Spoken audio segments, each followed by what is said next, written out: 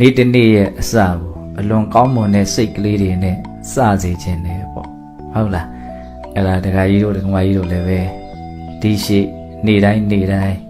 အဲ့ဒီဘာဝနာ၅မျိုးနဲ့နေ့ရက်တွေကိုအစပြုနိုင်မယ်ဆိုရင်အလွန်ကောင်းနော်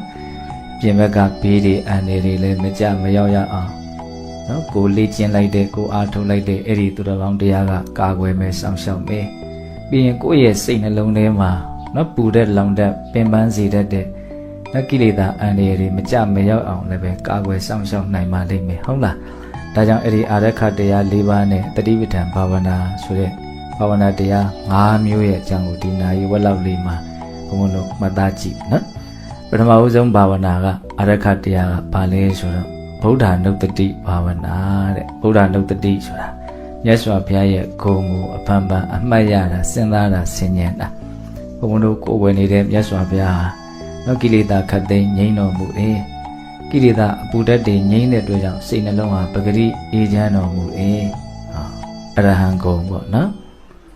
တလောကလုံးမှာသီလအဖြစ်သမာဓိအဖြစ်ပညာအဖြစ်အမြင့်မြတ်ဆုံးဖြစ်တော်မူတဲ့အတွက်ကြောင့်တတ္တဝါအားလုံးတို့ရဲ့ပူဇော်အထူးကိုခံယူတတ်တယ်ဒါလည်းပါလေအရဟံဂုဏ်ရဲ့အတိတ်ပဲနော်အရဟံဂုဏ်ရဲ့အတိတ်ပဲများစွာရှိတဲ့အနက်က2မျိုးလောက်တော့နားလည်ရမယ်ပေါ့နော်မြတ်စွာဘုရားရဲ့စိတ်နှလုံးဟာ